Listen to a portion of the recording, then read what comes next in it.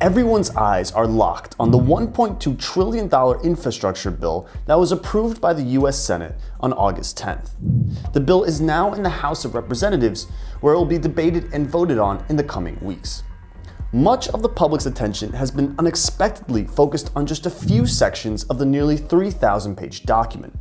These sections are about cryptocurrencies and digital assets. What on earth is crypto doing in a bill designed for improving US roads, bridges, pipes, ports, and internet connections? Why is everyone in the crypto community in a frenzy over this? And what does this mean for the future of crypto? I think it's both nefarious conspiracy to try to harm the crypto industry, and I think it's also poorly drafted, and the people doing it don't really know quite what they're doing. This is Zach Kelman, partner at a law firm specializing in policy and regulation. He drafted a bill on crypto to Congress in 2014 and has been deeply embedded in crypto policy ever since. I interviewed him to get a deeper perspective on the details, effects, and implications of the US Congress infrastructure bill. So let's address the first question. How did crypto find its way into this $1 trillion infrastructure bill? Well, the thing is, $1.2 trillion is a lot of money. And Congress needs to find a way to raise that money without lumping it on top of the $28 trillion of debt and counting that the US has already accrued. So if you look at the way that this bill has been structured, it's structured around pay-fors. So effectively, the agreement from the beginning was no heavy deficit spending here. If you want to pay for something, you have to figure out how to pay for it. Now, we all know how the public feels about taxing and spending. Everybody wants a lot of spending, and they don't want to pay any taxes. So what happens in that situation is that senators and congressmen want to find ways to meet that standard without actually having to raise taxes, because that's a political loser for everybody. So this rule, along with many other rules, is about enforcement. It's about, without having to say, hey, we're going to raise the cap gains rate, we're going to raise corporate tax rates, which sends a bad market signal. They're sort of saying, hey, this money's out there in crypto land, all the people with their gains, and and it's a huge amount, astronomical amount, which I don't think is the case. I think it's exaggerated, and that we're going to find new ways of capturing that tax revenue. So it's a bit of a bluff, or I don't know how you'd put it exactly, but I think they know that the amount of revenue this will net them is not quite what they're saying it is. It's actually more, the party that they're really speaking to here is really more international sovereign debt buyers and people that buy dollars and U.S. Treasury purchasers.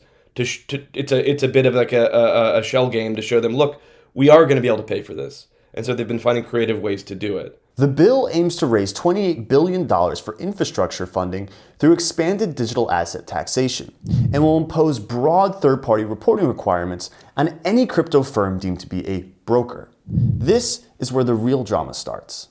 A broker is generally defined as an entity who buys and sells goods and assets for others. And in the case of this bill, this definition is used broadly.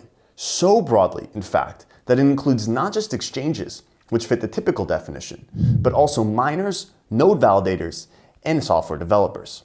This blanket interpretation of the term broker could make it nearly impossible for crypto businesses in the US to comply. It's a lot of work for crypto businesses to be able to file everything and show, who are all the people on the other side of the transaction. And more importantly, for node validators, miners, and groups like that, it's impossible. They don't know who all the people that they're transacting with are, who is on the other side of the transaction. So functionally speaking, they can't do it. Before the Senate voted to pass the bill on August 10th, 2 amendments were introduced in the hopes of narrowing the definition of the term broker.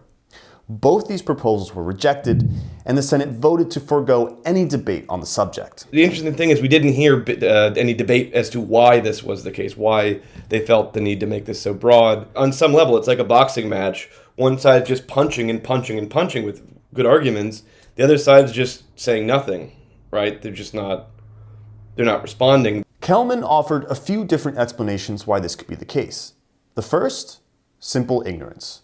When senators and congressmen bring in tech people, the first thing you see is that they don't understand any of this stuff. It's like a boomer issue, They don't grasp how the internet works. They don't even necessarily grasp how Facebook works. But Kelman believes there's more going on behind closed doors, that this could even be a targeted attack on crypto businesses. They're not killing crypto, they're killing the crypto industry. They're killing all the businesses and organizations around it and forcing them to have to comply with things, and miners and other groups as well. To me, it's more like the way regulation and compliance always go. We think that banks hate regulations. They love regulations because only the big banks can afford to comply with them. The whole plan, from my view overall, is all these onerous rules make it harder for the little guy to be involved in crypto, to run crypto businesses, and benefit big institutions that are already paying Deloitte $1 billion a year to do their reporting and filings anyway. So I think, to me, the goal is to make it so that they get as much of the crypto custodied in Wall Street at these institutions as possible, as opposed to me holding the Bitcoin myself in my own wallet. So I think that's kind of where the disconnect is. They don't want to kill it; they want to own it and control it. To me, that's kind of where the 2 cents are. The politicians just want to be able to tax it. Are big banks really in bed with the regulators and politicians? Is this a coordinated effort to undermine the crypto industry? It's easy to speculate, but it's difficult to tell.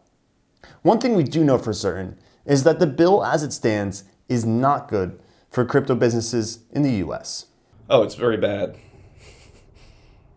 I can say that unequivocally. It's not good.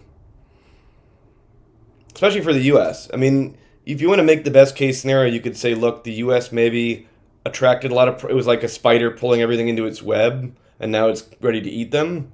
And that it maybe decided to have lunch a little bit early and is going to push it out of the web. But that's probably the best argument I could make. The certainty that the US has shown its face, so to speak. The US regulatory apparatus has said, here's what we want to do.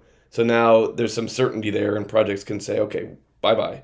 We don't want to deal with this. So, but as most of us know, the US is not the only country in the world.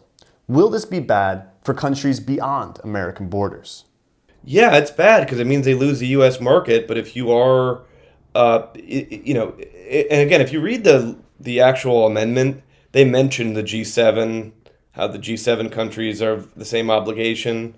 So we'll see if they follow suit with something like this.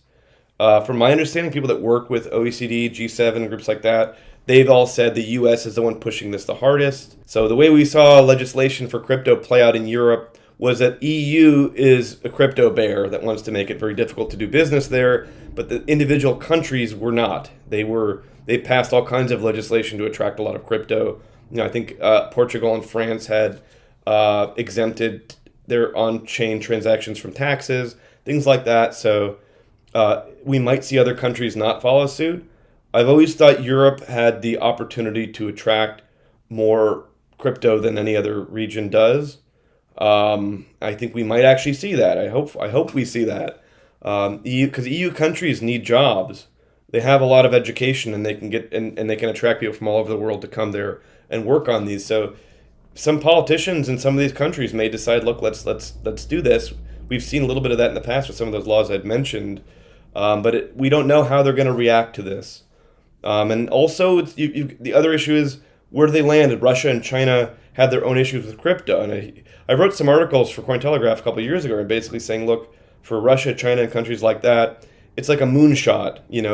If they can kill the dollar and hurt themselves in the process, like a headbutt, it's worth it. They get, even if to adopt crypto and be pro-crypto. If they can't, it's going to hurt them more than it's going to hurt the U.S. However, a lot of this speculation still remains unclear for one key reason.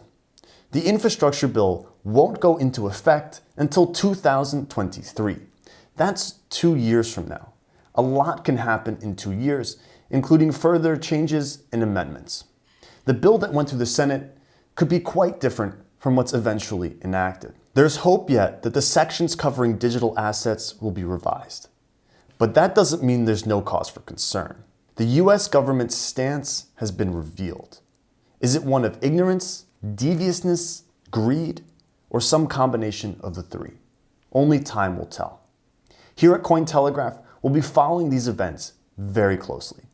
So hit that like and subscribe button and stay tuned for our next Cointelegraph interview.